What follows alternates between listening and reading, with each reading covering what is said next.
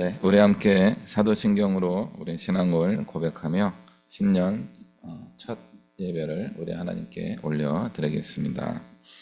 나는 전능하신 아버지 하나님 천지의 창조주를 믿습니다. 나는 그의 유일하신 아들 우리 주 예수 그리스도를 믿습니다.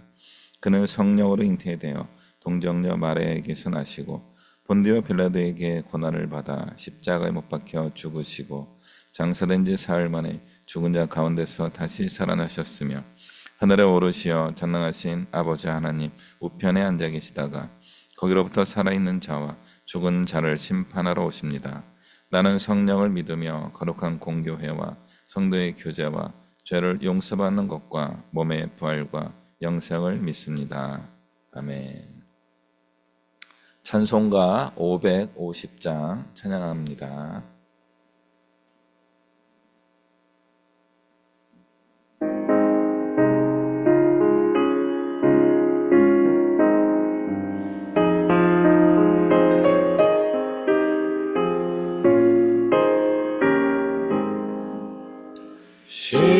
시온의 영광이 빛나는 아침 어둡던 이 땅이 밝아오네 슬픔과 애통이 기쁨이 되리 시온의 영광이 시온의 영광이 빛나는 아침 하였던 종들이 돌아오네 오래전 선지자 꿈꾸던 복을 만민이 다 같이 누리겠네.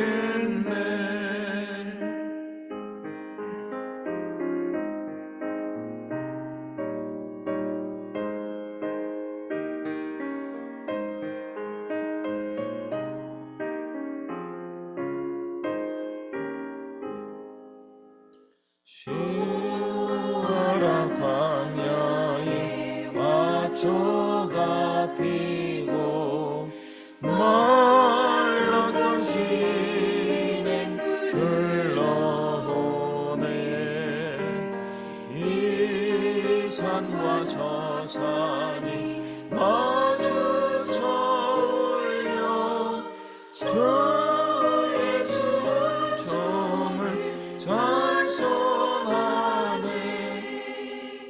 땅들아 바다야 많은 섬들아 찬양을 주님께 드리어라 싸움과 죄악이 가득한 땅에 찬송이 하늘에 사무치네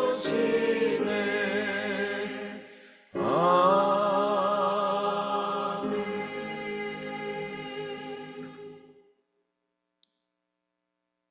기도합니다. 사랑과 은혜가 충만하신 하나님 아버지 새해 날을 허락하여 주신 것 감사합니다. 2025년을 소망하며 올 한 해도 주님과 동행하는 그런 인생이 되고자 소망하며 그래서 이 시간 하나님의 은혜를 더욱더 간절히 사모하며 우리가 주 앞에 나왔습니다. 주님 우리가 드리는 이 예배를 기쁘게 받아 주시옵소서. 우리의 상한 심령을 받아 주시고 하늘의 위로와 복으로 우리에게 응답하여 주시옵소서. 우리가 드리는 이 예배가 주님의 마음을 기쁘시게 하는 복된 예배가 되게 하여 주시오며 예배를 흠양하여 주시고 우리 각 사람 심령 위에 임재하셔서 하나님의 마음을 깊이 깨닫는 은혜의 시간, 복된 시간 되게 하여 주시옵소서. 주님, 새해가 밝았지만 그럼에도 불구하고 우리 마음에 많은 기대와 소망과 간절한 기도의 제목들이 있습니다. 우리의 힘과 능력을 넘어서는 안타까운 일들도 있습니다. 그러나 우리가 주님께서 힘주시고 보호하시며 인도해 주실 때에 그 모든 어려움을 우리가 이겨내고 하나님의 은혜 가운데 늘 거하며 살아갈 뿐만 아니라 우리의 소망이 이루어지는 것을 우리가 경험하고 감사하며 늘 찬송하며 살아가는 우리의 삶이 될 줄로 믿습니다. 우리에게 그런 큰 은혜와 복을 넉넉하게 베풀어 주시옵소서. 우리의 부모님들을 날마다 붙들어 주시고 영육간에 강건하게 하여 주시옵소서. 우리의 자녀들이 꿈과 소망을 가지고 살아가는 과정에서 하나님을 놓치지 않게 해주시고 늘 주님을 기억하며 주님께 의탁하고 주님을 신뢰하며 주의 말씀에 순종하며 나아가는 하나님의 귀한 자녀들 되게 하여 주시옵소서. 특별히 입시를 아직 마무리하지 못한 자녀들이 있습니다. 주님 끝까지 믿음을 가지고 주님 안에서 소망을 품고 마지막까지 경주하여서 아름다운 열매를 맺을 수 있도록 주님 역사하여 주시옵소서. 새해를 맞이한 저희들에게 하나님 말씀을 들려주실 줄 믿습니다. 오늘 나누는 말씀이 우리의 하루에 또 한 주간의 말씀일 뿐만 아니라 올 한 해를 함께 하시는 은혜의 말씀, 소망의 말씀이 되게 하여 주시옵소서. 예배하는 첫 시간이 오니 마치는 시간까지 주님 함께 하시고 하나님 홀로 큰 영광 받아 주시옵소서. 감사합니다. 이 모든 말씀 예수 그리스도의 이름으로 기도하옵나이다. 아멘.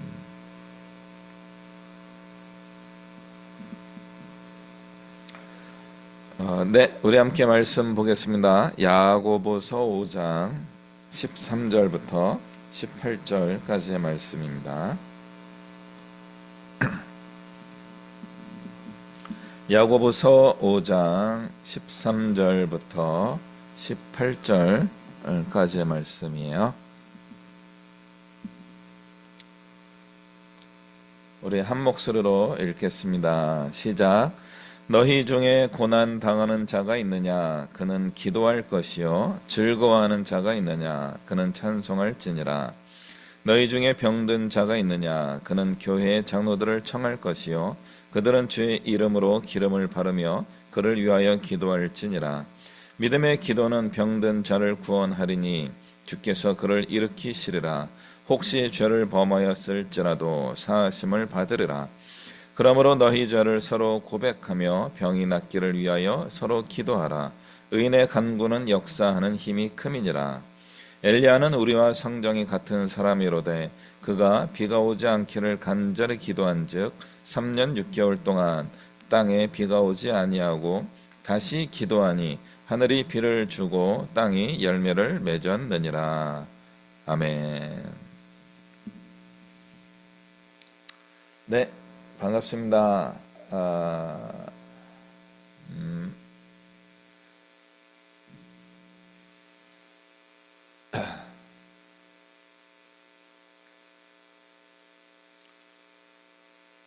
저희가 이렇게 이제 온라인으로 계속 예배하는 시간을 가지면서 여러분도 그렇겠지만 이제 저도 과연 예배가 무엇이냐 이런 생각을 이제 계속 하고 있습니다.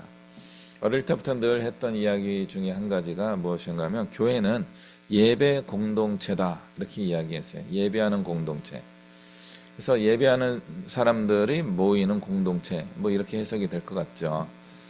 그래서 한편으로는 교회 다니는 사람은 모여야 된다. 공동체이기 때문에 예배하기 위하여 모이고 함께 해야 되지 않나 이런 이제 생각을 당연하게 하면서 이제 살아왔는데 코로나 이후에 또 저희의 이제 특수한 이제 상황에 의해서 저희가 모이는 예배가 아니라 멀리 떨어져 있는 상태에서도 원격으로 만나는 온라인 예배를 이렇게 함께 나누게 되었습니다. 사실은 여러분은 그렇지만 이제 저도 계속 고민하는 거예요. 과연 이게 뭘까? 이렇게 하는 게 맞나? 어떻게 하지? 뭐 이런 생각을 계속 하고 있어요. 과연 우리는 어떻게 예배하며 어떻게 신앙을 지키며 신앙을 따라 살아갈 수 있을 것인가? 과연 우리는 이런 모임이 만남이 그렇게 점점 부족한 것 같은 시대에 어떻게 하면은 온전한 교회의 모습을 우리가 새롭게 이해하고 확립할 수 있을 것인가? 이런 생각을 이제 계속하고 있습니다. 그래서 이제 몇 가지 이제 나름대로 이제 답을 찾긴 찾았지만 만족스럽지는 않습니다. 뭐 한 가지 답은요, 우리가 이렇게 온라인으로 만나서 실시간으로 혹은 녹화 영상으로 예배한다고 하더라도 그것은 분명히 예배다라고 하는 것입니다. 그래서 우리의 예배를 주님께서 받으실 줄 믿습니다. 두 번째는 공동체는 모이는 예배도 중요하지만 예배하는 그 사람이 더 중요할 수 있다. 이 생각을 하게 된 겁니다. 그래서 한 사람 한 사람, 지금 자리에 계신 우리 성도님 한 분 한 분의 상태, 그리고 예배하는 저의 한 사람의 상태가 매우 중요하다. 하나님 앞에 예배하는 마음으로 나아가야 됩니다. 그래서 이제 세 번째가 이제 계속 고민이에요. 그래서 예배가 지금 우리 예배는 찬송 몇 곡, 기도, 설교 이런 식으로 구성되어 끝난 거죠.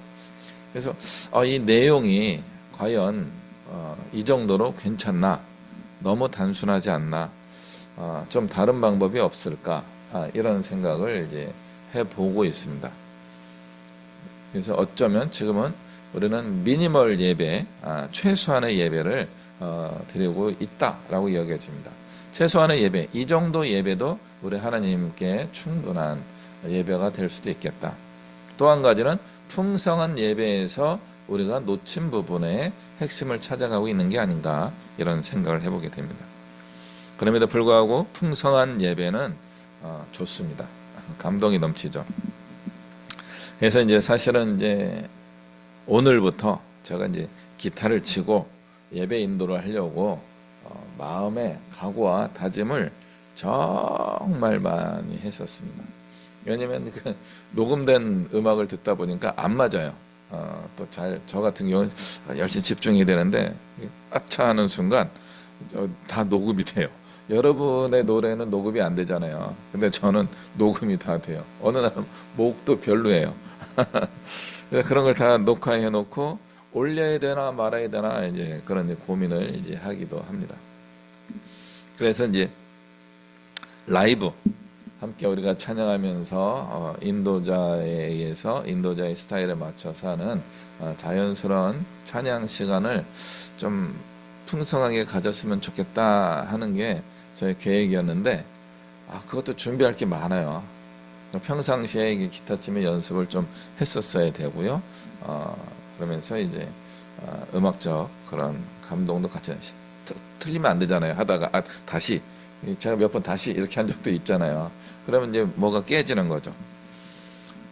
그리고 말씀 준비도 해야 되고 그래서 이제 이런 준비하는 과정에서 죄송해요. 이제 요번은 놓쳤고요. 다음 주는 한번 해보려고 합니다. 다음 주에 해보고 잘 되면 매주 열심히 기도하고 준비해서 오도록 하겠습니다만은 다음 주에 해봐서 안 되면 다시 녹음 음악을 들으면서 찬양하는 그런 시간을 갖도록 하겠습니다.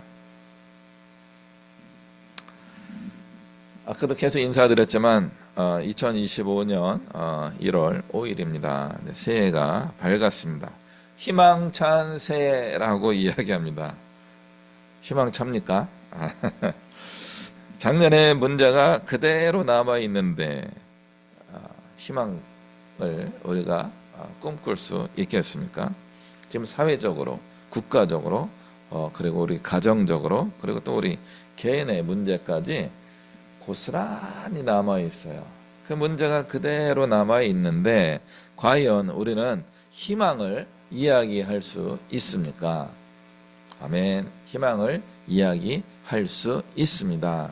왜냐하면 소망의 하나님이 우리의 편이기 때문에 그렇습니다. 소망의 하나님이 여러분의 편이십니다. 우리 예수 믿는 사람이 한국에만 뭐 한 1,000만 명 왔다 갔다 하고 있는데 1,000만 명의 편을 들어주면 어떻게 됩니까? 복잡합니다. 그럼에도 불구하고 하나님이 우리를 편들어 주십니다. 우리의 편이 되어 주십니다. 그러므로 우리의 모든 문제가 2025년 새해가 밝았음에도 불구하고 그대로 고스란히 남아 있다고 할지라도 우리는 소망을 품어야 합니다. 이것은 선택의 문제가 아니고 무조건입니다. 참 무조건이란 말이 불편하긴 하지만 무조건적으로 이 마음을 품어야 되는 겁니다. 왜냐하면 우리가 소망을 종종 품지 못하고 좌절하고 절망하는 이유는 무엇이에요? 하나님에 대한 믿음이 없어지기 때문에 그렇습니다. 연약한 믿음에 의해서 우리가 머리로는 마음으로는 하나님을 신뢰하지만 머리로는 하나님을 신뢰하지 않고 나의 머리의 생각을 따라가려고 할 때가 많이 있습니다. 그것이 어쩌면 우리에게 가장 큰 문제일 수 있습니다. 그러므로 우리는 소망을 품어야 됩니다. 무조건. 여기서 소망을 품는다는 것은 잘 됐으면 좋겠다 하는 수준의 소망이 아닌 거죠. 어떤 소망입니까? 하나님이 나의 편이 되어 주신다 하는 소망을 품는 겁니다. 하나님이 내 편이 되어 주셔야지만 우리가 참된 소망을 가질 수 있게 됩니다. 우리는 특별함과 평범함, 어떤 것을 좋아합니까? 저는요, 특별한 거 좋아해요. 유니크한 거, 독특한 거, 스페셜한 거, 이런 것들을 저는 좋아하는 편입니다. 그러나 평범함이 채워지지 않으면 이 특별함이 아무 소용이 없습니다. 평범함 중에 대표적인 게 뭐예요? 참 불편하기도 하지만 한편으로 굉장히 좋은 거죠. 아침, 점심, 저녁, 아침, 점심, 저녁 식사를 하는 겁니다. 아침 먹고 점심 먹고 저녁 먹고 자고. 이 평범함이 깨어지게 되면요, 굉장히 불편해집니다. 먹고 자고 하는 이 평범함이 우리에게 굉장히 중요합니다. 가장 대표적인 것 중에 하나가 또 뭐예요? 숨 쉬는 거예요. 평범한 거예요. 너무나 자연스러워서 우리는 깨닫지도 못하는 겁니다. 어느 순간인가 호흡이 불편한 일이 생기게 되면요, 굉장히 어렵습니다.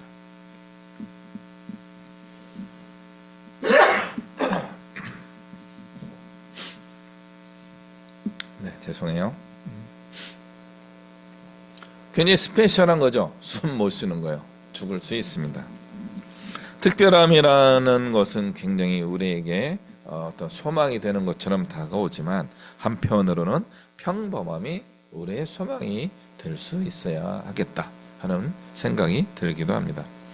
그러나 이 평범함은 우리에게 어떤 마음이 듭니까? 늘 반복되는 것이기 때문에 지루하기도 하고 또 별거 아니네 하는 마음으로 소홀한 생각이 들기도 합니다.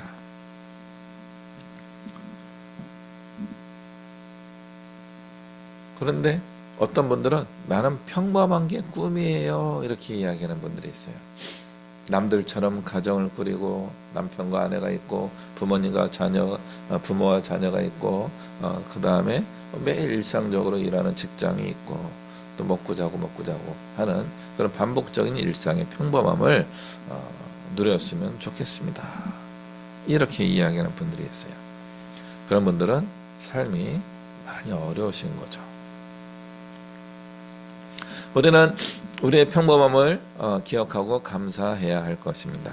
그럼에도 불구하고 저 같은 사람, 또 우리 대부분은 뭔가 특별한 일이 일어났으면 좋겠다 하는 마음을 품기도 합니다. 우리는 기적을 꿈꾸고 기대할 때가 있습니다. 어떤 기적이 일어나면 좋겠습니까? 하늘에서 뭐 복이 넝쿨째 떨어지는 그런 기적도 꿈꾸는 거죠. 그러나 어떤 분들은 불편한 몸 때문에 병든 몸을 고치는 기적을 꿈꾸기도 합니다. 돈의 문제만이 아니라 삶의 관계의 문제가 회복되기를 꿈꾸는 분들도 있습니다. 우리의 기대와 소망이 우리에게 이렇게 매일 늘 반복되고 있습니다. 2025년에 우리가 큰 소망을 각자 품게 되었을 겁니다. 벌써 5일이기 때문에 작심삼일하신 분들도 종종 계시죠. 올해는 꼭 이것을 해보리라. 대표적인 게 이제 담배를 피우시는 분들이 올해는 금연에 성공하리라, 이런 이제 계획을 세우는데, 오늘 아침에 제가 집을 나서는데도 이렇게 보니까 부지런해 하셔요. 담배 피우시는 분들. 벌써 아파트 흡연 장소에 오셔가지고 아침부터 담배를 피우시는 분들이 계시더라고요. 정말 금연을 꿈꾸는 그런 분도 계시지만 성실하게 이른 아침부터 담배를 피우러 나오는 분도 제가 목격을 하였습니다. 그래서 우리의 기대와 소망이 과연 잘 이루어질 것인가, 기대와 소망을 갖기만 하면 이루어지는가, 이런 생각도 해보게 됩니다. 그러면서 제가 늘 했던 질문을 여러분과 함께 또 나누게 됩니다. 과연 하나님은 어떤 기대와 소망을 갖고 계실까? 과연 하나님은 그런 게 있으실까? 하나님도 뭔가 기대하시는 바가 있는가? 하나님은 뭔가 소망하시는 것이 있으신가? 저는 있다고 생각합니다. 당연하죠. 하나님은 이 세상을 사랑하시고 우리 인류를 사랑하십니다. 그리고 그런 인간 가운데 우리를 선택하여 주시고 우리를 향하여 기대하시고 소망을 가지고 계시는 겁니다. 하나님의 기대와 소망이 이루어지기를 하나님이 기대하고 계시는 거예요. 그런데 우리의 기대와 소망이 하나님의 기대와 소망과 어느 정도 충분히 겹쳐져 있습니까? 나의 기대와 소망이 하나님의 기대와 소망과 일치합니까? 아니면 전혀 다릅니까? 아니면 조금 겹치는 정도로 있습니까? 우리 일상의 복을 한번 생각해 봅니다. 평범할 때 어떻게 살아가야 됩니까?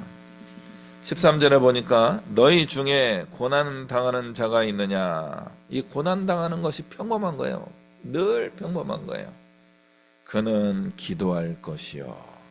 고난 당하는 자는 기도하라 라고 이야기하고 있는 겁니다. 다른 말로 이야기하면 기도할 때라는 거죠. 내가 지금 고난 가운데 있습니까? 기도할 때입니다. 고난의 문제를 해결하기 위하여 기도할 뿐만 아니라 고난의 원인과 상관없이 회개하는 기도를 할 수 있어야 됩니다. 고난 자체가 우리의 죄 때문에 온 것은 아닐 수 있습니다. 그럼에도 불구하고 우리는 이 기도라고 하는 말에서 회개라고 하는 부분이 같이 포함된다는 것을 살펴볼 수 있어야 됩니다. 즐거워하는 자가 있느냐? 그는 찬송할지니라. 저절로 찬송이 나옵니다. 여러분이 기쁘고 즐거울 때 찬송이 나옵니까? 아니면은 가요가 나옵니까? 팝송이 나옵니까? 어떤 노래를 부르더라도 괜찮습니다. 많은 이왕이면 우리가 즐거울 때 찬양하는, 찬송하는 사람이 되면 너무나 좋겠습니다. 이것이 우리의 일상입니다. 기뻐하는 일과 고난당하는 일이 늘 반복적으로 일어나고 있습니다. 고난당할 때 한탄하고 좌절하고 절망하는 시간을 갖는 것이 아니라 기도하는 시간을 갖는 겁니다. 즐거운 일이 생겼을 때 그것을 기뻐하고 즐거워하며 그것을 누리는 것뿐만 아니라 하나님을 찬송할 수 있어야 되는 겁니다. 이 두 가지 다 하나님과 관련되어 있는 고백인 거죠. 이렇게 해도 하나님을 기억하는 거고 저렇게 되어도 하나님을 기억하는 겁니다. 기도하면서 하나님을 기억하고 찬송하며 하나님을 기억하는 겁니다. 우리의 일상이 하나님을 기억하는 겁니다. 하나님을 기억하는 일상이 되는 것, 이것을 우리 1년의 목표, 우리 또 평생의 목표로 삼았으면 좋겠습니다. 14절에 너희 중에 병든 자가 있느냐? 그는 교회의 장로들을 청할 것이요 그들은 주의 이름으로 기름을 바르며 그를 위하여 기도할지니 믿음의 기도는 병든 자를 구원한다. 주님이 그를 일으켜 주실 것이고 혹시 죄를 지었더라도 용서받을 것이다. 이게 일상의 복입니다. 일상의 복은 병드는 것까지도 일상인 거예요. 우리 불교의 우리 시달다가 딱 깨달은 거죠. 인생은 생로병사라는 거죠. 태어나는 것 자체가 고통이고 인생은 노화의 과정이고 그리고 병들다가 죽는 것이 우리 모든 인생의 대표적인 현상이 아니겠는가. 생로병사라고 하는 고통이 우리 인생의 시작과 끝이다 라고 이야기하고 있습니다. 정말 그렇습니까? 그렇지 않습니다. 고통 가운데 우리는 기쁘고 즐겁고 행복한 순간들이 많이 있습니다. 그럼에도 불구하고 문제는 언제 발생해요? 고통당할 때는 거죠. 근데 그 고통은 어떻게 찾아옵니까? 아무 때나 부지불식간 나의 실수 때문에 오기도 하고 다른 사람의 잘못 때문에 오기도 하는 겁니다. 못된 사람 때문에 우리의 삶에 고통이 생겨나기도 하는 것이죠.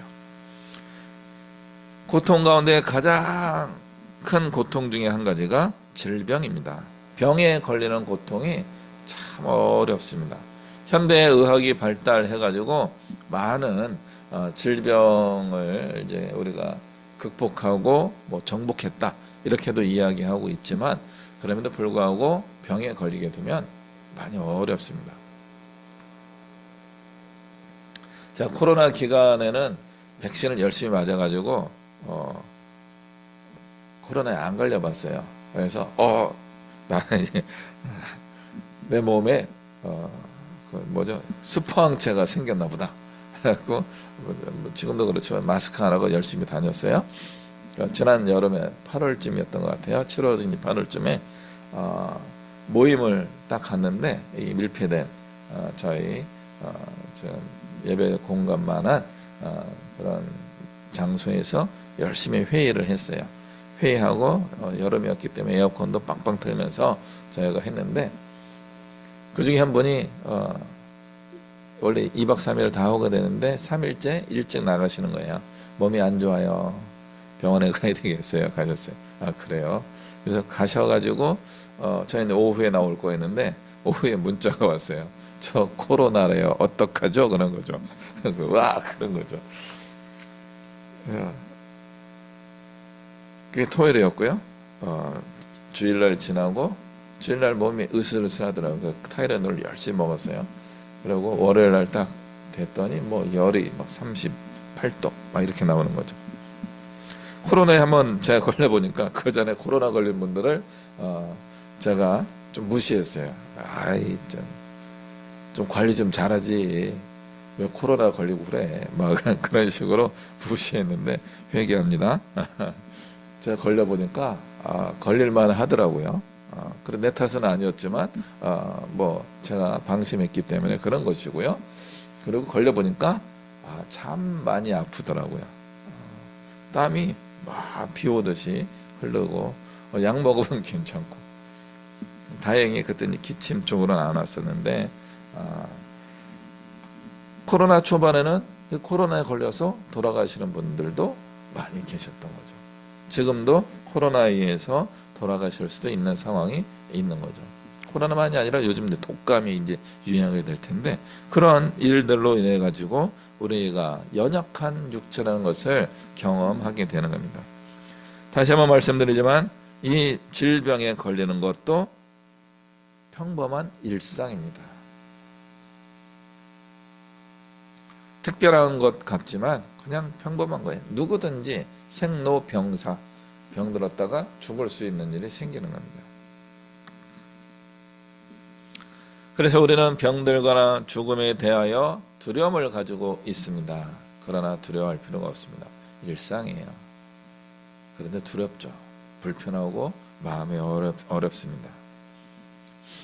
엊그제 저희 이제 동문회 이제 문자가 하나 왔는데 99학번 우리 동문이 죽었다는 거예요. 소천하셨다는 거죠. 목사님이었어요. 여자 목사님이었고 나이를 계산해 보니까 대략 43, 44, 45, 그 어간인 거죠. 80년생일 가능성이 좀 높았고요. 그래서 일반적으로 한 43에서 45 사이에 그 연령이었던 것 같아요. 마음이 아프죠. 누군지도 몰라요. 모르는 후배입니다. 그럼에도 불구하고 마음이 아픈 거예요. 굉장히 젊은 나이에, 이른 나이에 하나님의 부르심을 받았구나. 그럼에도 불구하고 그것이 우리의 평범함 중에 하나인 거죠. 우리는 그것을 특별하다고 여기긴 하지만 그러나 평범한 겁니다. 좀 일찍 갔기 때문에 특별할 수 있지만 옛날에는요 다 그때 돌아가시기도 했어요. 조선시대의 평균 연령이 45세 정도였던 거죠. 우리의 평범함이 이제는 특별함으로 여겨지는 그런 시대를 살고 있습니다. 그래서 옛날엔 평범했던 그 일을 지금은 굉장히 특별한 일이다 이렇게 보게 되었습니다. 그럼에도 불구하고 그것은 평범한 일입니다. 그 평범한 일에서 어떻게 된다고요? 병든 자들이요 교회 장로들을 초대하시오. 그들이 기름을 바르며 병든 자를 위하여 기도하게 되면, 믿음의 기도를 드리게 되면 병든 자를 구원할 것이고 주께서 그를 일으키실 것입니다. 특별한 일이 일어날 것입니다 라고 말씀하는 겁니다. 한편으로는 우리의 이런 특별함이 일상이 되었으면 좋겠습니다. 우리 병든 자를 위하여 서로 기도하는 과정에서 서로 건강을 회복하고 하나님의 은혜를 경험할 수 있게 되면 좋겠습니다. 16절 말씀에 굉장히 그런 의미에서는 좀 생각을 하게 하는 구절입니다. 그러므로 너희 죄를 서로 고백하며 병이 낫기를 위하여 서로 기도하라. 의인의 간구는 역사하는 힘이 큼이니라. 병이 낫기 위하여 서로 죄를 고백하라는 거예요. 여기서 서로 죄를 고백하라는 건 뭐예요? 그 사람에게 했던 잘못을 용서해달라고 고백하라 하는 말씀으로 볼 수 있습니다. 인간 사이에 일어난, 우리의 관계 사이에서 일어난 잘못들을 이야기하는 거죠. 이 잘못은 구원을 얻는 죄의 문제는 아니라는 거예요. 그래서 이 죄의 문제를 여러 가지로 우리가 해석할 수 있지만 또 죄송해요. 애니어그램대로 이야기하면은 그 사람이 늘 범하는 발냄새와 같은 죄가 있다는 거죠. 그 사람에게만 발생하는 풍겨나는 그 잘못이 있어요. 그 잘못이 관계를 불편하게 만듭니다.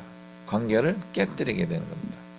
나의 특별한 어떤 그런 성향 때문에 우리의 관계가 다 어그러진 거예요. 그래서 내가 질병에 걸렸다는 거죠. 관계가 깨졌기 때문에 내가 병에 걸렸다는 거예요. 이게 야고보서가 우리에게 주는 메시지입니다. 그러면요, 관계를 회복하십시오. 관계를 회복하면 그 상대방이 나를 위하여 기도해 줄 때 하나님이 그 기도 가운데 참여하셔서 응답하시고 나의 병을 고쳐주실 수 있다는 거예요. 내가 병에 걸렸을 때 다른 사람에게 무엇인가 잘못한 게 있지 않을까? 이것을 기억해내고 그 사람에게 죄를 고백하면서, 이거는 이제 죄보다는 사과죠. 미안해, 내가 잘못했어 라고 할 때에 그 이야기를 들은 사람이 진심으로 믿음의 기도를 해주게 되면 나의 병이 나을 수 있다는 겁니다. 이게 응답받는 기도인 겁니다. 서로 죄를 고백하며 기도하는 것, 회개하는 겁니다. 구원을 얻는 회개가 아니라 인간에게 미안하다라고 이야기하면서 상호 회개하는 가운데 관계 회복이 일어나면서 하나님께서 참여하실 수 있는 그 공간이 생겨나는 거죠. 그 사람과 나 사이에 불편함이 있었는데 그 불편함 가운데 하나님이 끼어들어올 수 있는 틈이 만들어지는 겁니다. 그게 사과입니다. 나의 죄를 고백하고 용서를 구하는 것, 이것이 우리의 구원을 얻는, 일상을 회복하는 하나님의 은혜일 수 있습니다.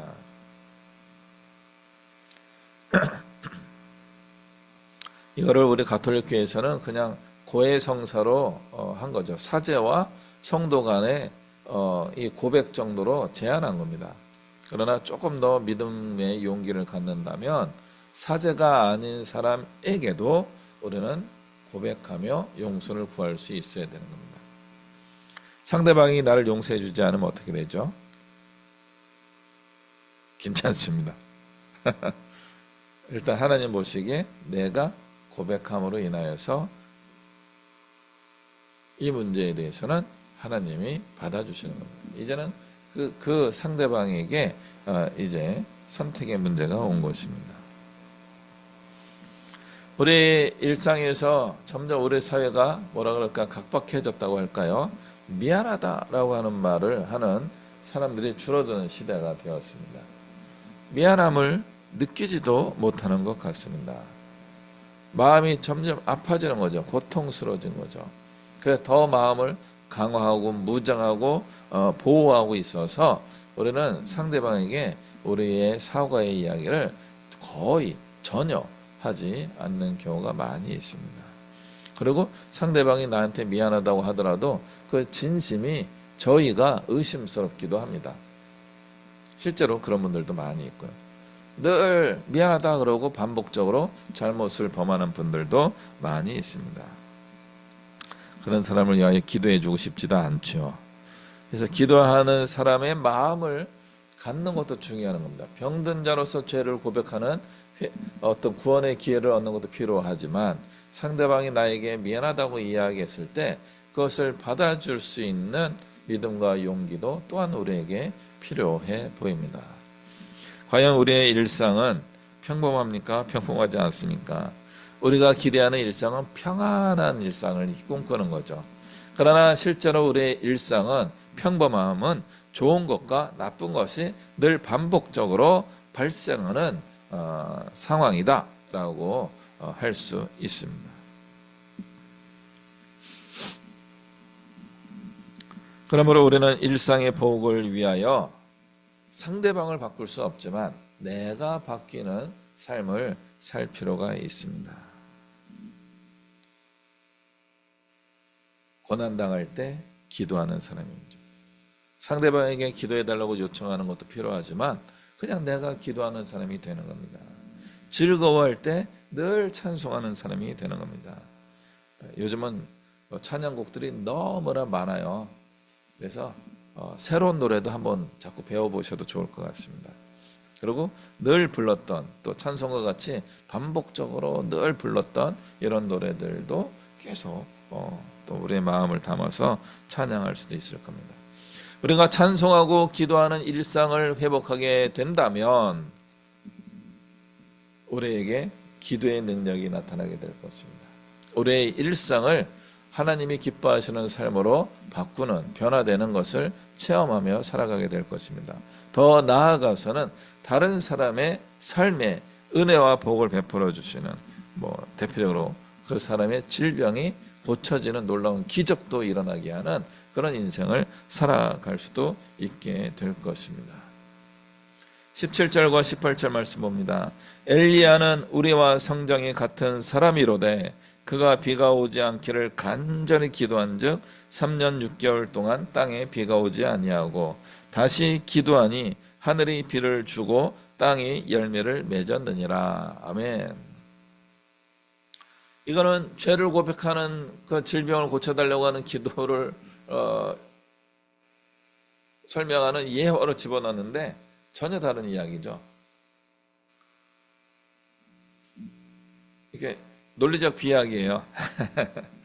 논리적 비약. 그러나 논리적 비약은 우리 신앙의 일상 중에 한 가지입니다. 우리 신앙이 갑자기 여기서 확 이렇게 깨달음으로 넘어갈 수 있어야 되는 거예요. 고난당할 때 기도하고 즐거울 때 찬양하고 병든 자들 장로를 청해 기도하고 병 낫기를 위하여 서로 기도하고 고백하며 하면 하나님이 기적을 베풀어 주실지도 모릅니다. 믿음의 기도는 역사하는 힘이 있습니다 라고 하더니 갑자기 엘리야는 하면서 이야기하고 있습니다. 엘리야는 우리와 인간적인 성격이 똑같은 사람인데 그래서 그가 기도했더니 이렇게 되고 또 기도했더니 저렇게 되더라. 그러므로 우리도 기도하게 되면 엘리야처럼 될 것입니다. 이게 엘리야처럼 되는 게 아니고 엘리야의 기도처럼 될 것입니다. 우리의 기도가 엘리야의 기도처럼 될 것이다 라고 야고보서가 가르쳐주고 있습니다. 이게 야고보서의 굉장히 아이러니한 부분이에요. 야고보서는 믿음을 강조하지 않는 서신처럼 알려져 있습니다. 너의 행함을 보여서 믿음을 증명하라 라고 말씀하셨기 때문에 행위의 복음서다, 또 행위의 어떤 내용을 담고 있다 하면서 누구죠? 마틴 루터 같은 경우도 이 야고보서를 지푸라기 서신, 자풀, 풀과 같은 아주 하찮은 성경이다 이렇게 폄하할 정도입니다. 그럼에도 불구하고 야고보서를 잘 보게 되면요, 믿음의 기도를 이야기하고 있습니다. 믿음의 기도는 역사하는 힘이 많습니다. 우리가 어떤 믿음의 실천을 행동하는 몸으로 행하는 그런 신앙생활을 해야 됩니다만은, 그럼에도 불구하고 이런 기도도 같이 해야 합니다 라고 야고보서가 우리에게 가르쳐 주고 있습니다. 이 엘리야의 기도는 어떤 기도입니까? 아합 왕의 시대, 북왕국 이스라엘이 가장 풍요로웠던 시대 중에 하나였는데, 그 풍부의 시대에 엘리야가 아합 왕과 이세벨에게 당신들 잘못했습니다, 회개하시오라고 선포하면서 하나님께서 이 땅을 벌 주시기 위하여 3년 6개월 동안 42달 동안 비가 내리지 않게 하실 것입니다. 그 기간 동안 회개하십시오. 3년의 가뭄, 3년 6개월의 가뭄은요, 엄청난 고통입니다. 이 엘리야의 기도는요, 그렇게 저주의 기도를 하면 되겠어요, 안 되겠어요? 안 되죠. 다른 사람을 저주하는 기도를 하면 안 되는 겁니다. 그러나 이 기도는, 이 징계의 기도는 이스라엘 왕국이 영적으로 회복되도록 하기 위한 강력한 하나님의 말씀이었습니다. 메시지였습니다. 그래서 이거는 엘리야가 인간적인 관점에서는 하면 안 되는 일이지만 하나님의 관점에서는 이것을 꼭 해야 했다는 것이죠. 하나님의 뜻, 하나님의 축복을 베풀기 위하여 이걸 한 겁니다. 고난을 준 거예요. 너희 중에 고난 당하는 자가 있느냐? 기도할 것이요. 3년 6개월의 가뭄의 고난에 기도하지 않는 사람은요, 정말 독한 사람들이었습니다. 그들이 기도하지 않고 하나님을 대적하며 하나님의 원수로 살아가고 있었습니다. 3년 6개월이 걸린 거예요. 그래서 바알과 아사레 제사장들과 싸워서 이겨가지고 그들을 다 죽인 후에야 하늘에 문이 열려서 비가 내리게 된 것입니다. 우리는 이런 믿음의 용기를 가지고 살아갈 수 있어야 되는 겁니다. 우리의 개인의 일상의 삶에서 머무르는 신앙생활을 넘어서야 되는 겁니다. 우리가 엘리야처럼 될 수 있을 것인가? 모세처럼 될 수 있을 것인가? 아, 불편해, 힘들어, 하고 싶지 않아, 이런 마음이 들 수 있습니다. 걱정하지 마시기 바랍니다. 하나님이 그 정도 일 안 시키십니다. 그러나 우리의 마음의 믿음의 고백은 이렇게 해야 되는 겁니다. 하나님이 말씀하시면 내가 순종하겠습니다. 엘리야가 이렇게 쓰임받고도 어떻게 이야기했어요? 하나님, 사람들이 자꾸 나를 죽이려고 해요. 아합과 이세벨이 나를 죽이려고 해요. 너무 힘들어요. 차라리 나를 죽여주세요. 이렇게 기도할 때 너 말고도 바알에게 무릎 꿇지 않은 사람이 7,000명이나 있다는 거예요. 그 많은 사람들 중에 엘리야가 선택받아 쓰임받은 거죠. 마찬가지로 우리는 엘리야가 될 것이냐 말 것이냐 이것 때문에 고민하지 마시기 바랍니다. 7,000분의 1의 확률로 하나님이 뽑아 쓰는 겁니다. 우리 말고도 7,000명, 지금은 이제 신앙의 인구가 더 크니까 한 1억 명 중에 우리를 쓸까 말까 하는 수준이에요. 안 쓰셔요. 그러나 그럼에도 불구하고 우리는 엘리야와 같은 성정, 엘리야가 우리와 같은 인간의 성품을 가지고도 그런 기적이 일어난 것처럼 나를 통해서도 하나님의 기적이 일어나기를 소망합니다 하는 마음을 늘 준비하며 살아가면 좋겠습니다. 하나님이 쓰시겠다 할 때 아직 안 됐는데요, 저는 그릇에 기름이 없는데요, 이 불을 피울 수가 없습니다. 불꽃을 피울 수가 없습니다. 이런 고백을 하는 사람이 되지 않기를 바랍니다. 아멘. 제가 순종합니다. 제가 등불을 들고 주의 길을 준비하겠습니다. 이렇게 쓰임받는 하나님의 뜻을 이룰 때에 혹시 하나님이 나를 부르시게 되면 아멘, 제가 순종하겠습니다. 이렇게 믿음으로 나아갈 수 있는 우리 모든 성도가 되면 좋겠습니다. 엘리야의 기도가 우리의 기도가 되어야 합니다.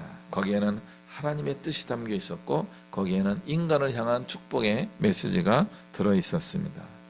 2025년 우리 한 해 서로 기도하는 해가 되었으면 좋겠습니다.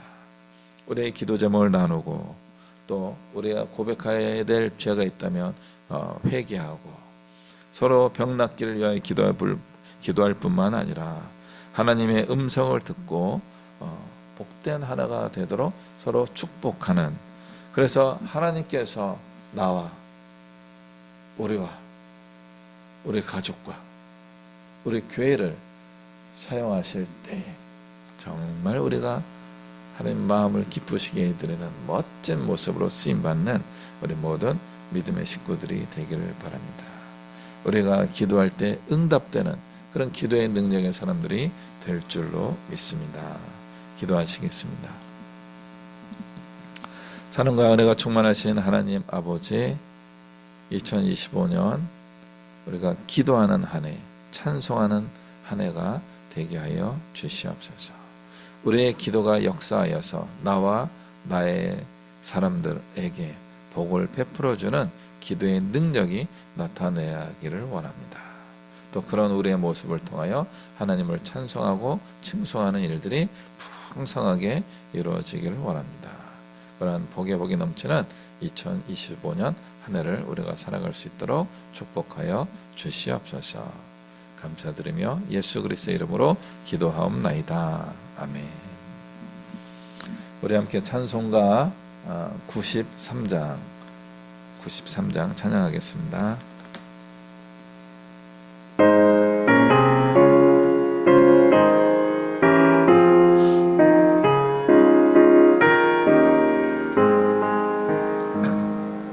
예수는 나의 힘이요 내 생명 되시니 구주 예수 떠나 살면 죄 중에 빠지리 눈물이 앞을 가리고 내 맘에 근심 쌓일 때 위로하고 힘주시리 주 예수. 예수는 나의 힘이요 내 친구 되시니 그 은혜를 간구하며 풍성히 받으리 햇빛과 비를 주시니 추수할 곳이 많도다 귀한 열매 주시느니 주 예수.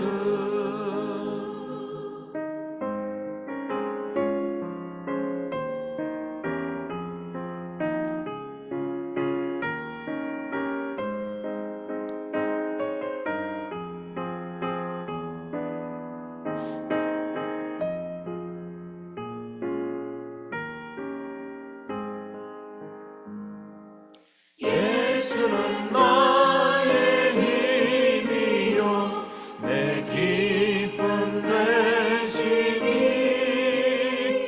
그 명령을 준행하여 늘 충성하겠네 주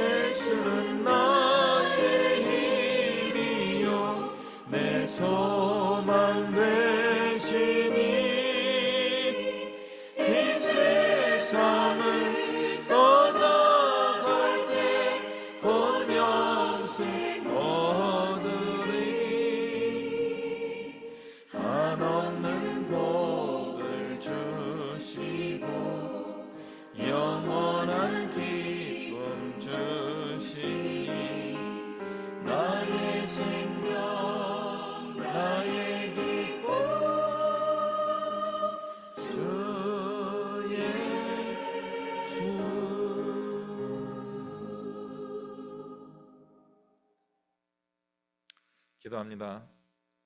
이 시간도 늘 우리와 함께 하시는 우리 주 예수 그리스도의 은혜와 살아계신 하나님 아버지의 영원하신 사랑과 성령 하나님의 교통하시는 은혜와 인도하심의 축복이 2025년 평범함 속에서 늘 하나님을 찬양하며 기도하며 또 하나님의 음성에 늘 귀 기울이고 순종하며 나아가기로 다짐하는, 그래서 엘리야와 같이 기대의 능력을 가지고 이 땅에서 살아가기를 소망하는 이곳에 머리 숙인 주의 백성들 머리 위에와 주의 은혜와 긍휼하심이 간절히 필요한 이 나라와 이 민족 위에 세계 모든 열방 위에 이제부터 영원토록 함께 하시기를 간절히 축원하옵나이다.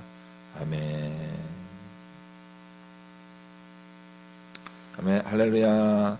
또 한 주간 승리하시는 삶을 살아가시고 1년 복된 삶이 되시길 바랍니다.